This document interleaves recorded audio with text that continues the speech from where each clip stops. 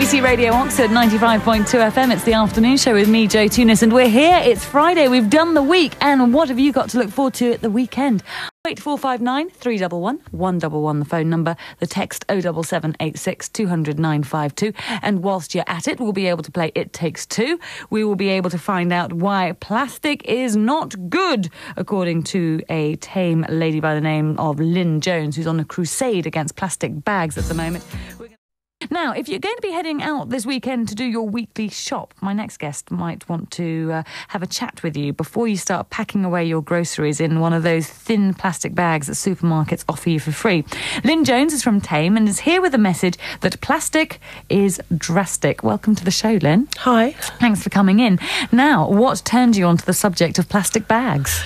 It was my friend Claire Billsborough from Sapphire Moon in Tame. She's part of Tame Bring Your Own Bag campaign, the community action group in Tame. And she opened my eyes to the whole plastic bag plight. Because it's become quite a thing over the last couple of years, hasn't it? The whole idea that plastic bags aren't what we should be using, and if we do use them, we should be recycling them and making the most of them, because they are horrible things full of nasty toxins that won't decompose and will sit around for an awful long time. Now, is this part of what your campaign's about?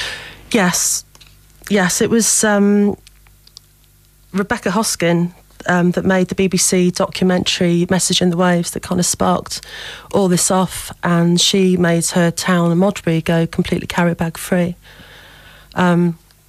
And like an awful lot of campaigns, it's one of the campaigns that's caught people's attention because it's had some quite high-profile support, hasn't it? With people, yeah. You know, I'm not a plastic bag and things like that. People taking it to their heart.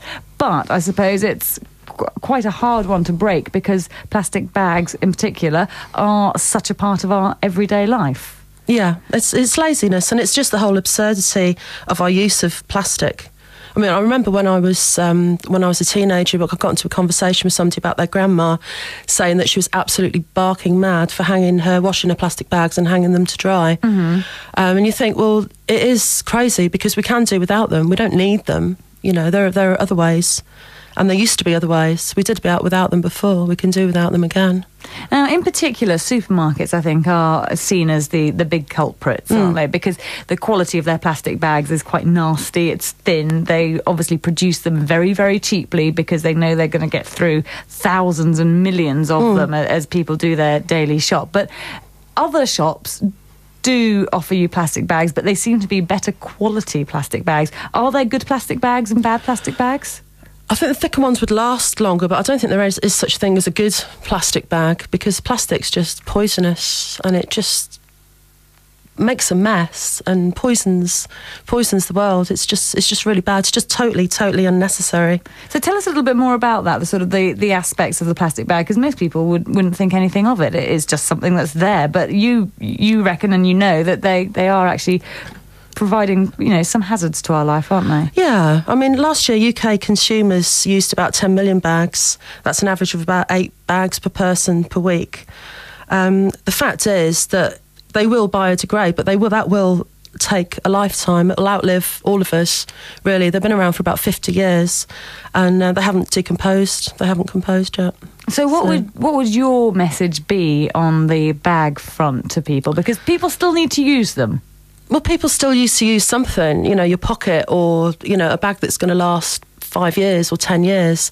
I think my mum still has the wicker basket she used when she was a kid, for instance, and wicker is going to, you know, be got rid of a lot easier than plastic. Plastic is not biodegradable at all.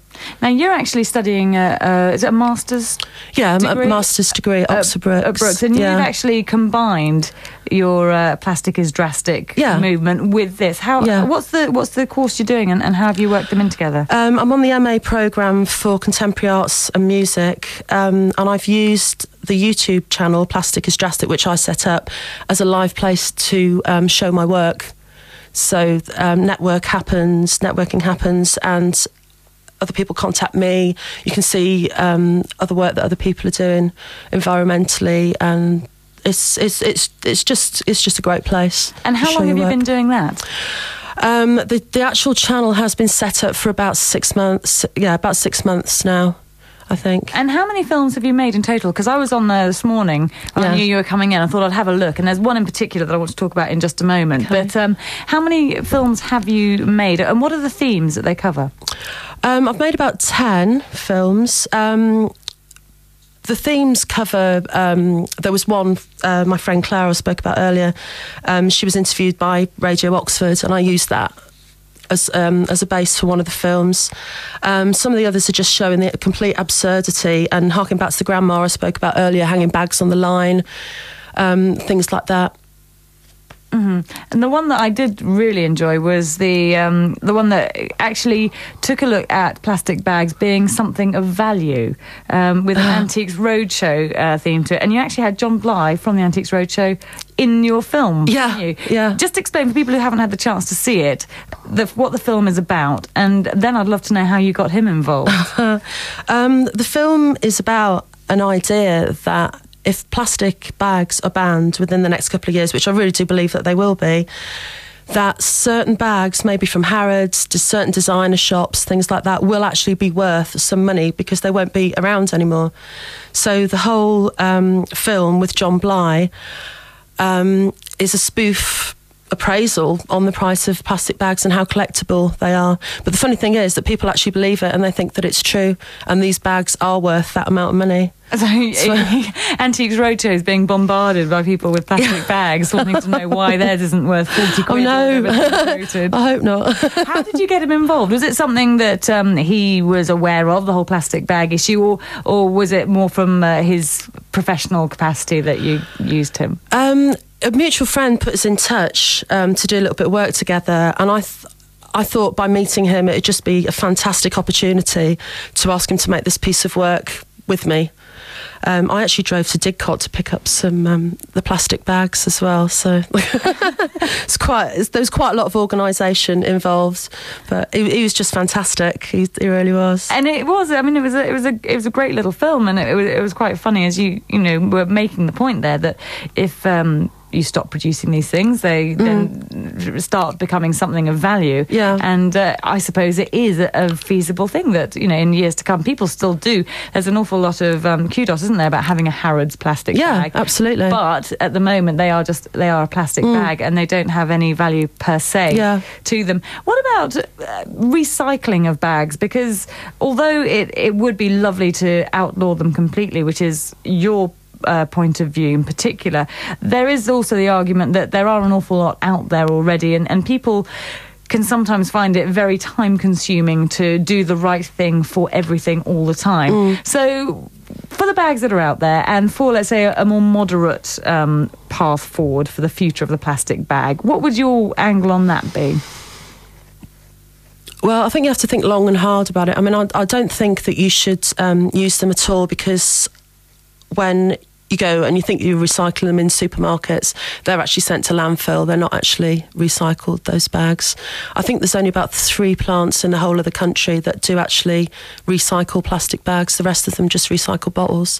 So I don't think anybody really knows what the solution would be. I think just stop producing them and stop using them. So for people thinking of hitting the shops this weekend, what is your message that you would like to leave them with ringing in their ears? Take a bag with you and put bags inside that bag if you're going to do a lot of shopping, I think. And recycle. Lynn, it's been lovely talking to you. Thank you very much for coming in. Now, your YouTube productions, I was looking at them this morning, and I'm sure other people are going to want to have a little look too. Where can they find them? If you go to www.youtube.com/plasticisdrastic. Lovely, and I'm sure they're going to cause a lot of entertainment, especially that Antiques Roadshow one over the weekend. And thank you for coming in this afternoon. Thank you. And if you'd like to comment on that, maybe plastic bags are the bane of your life and you'd like to see them outlawed too, call us 08459 311 111.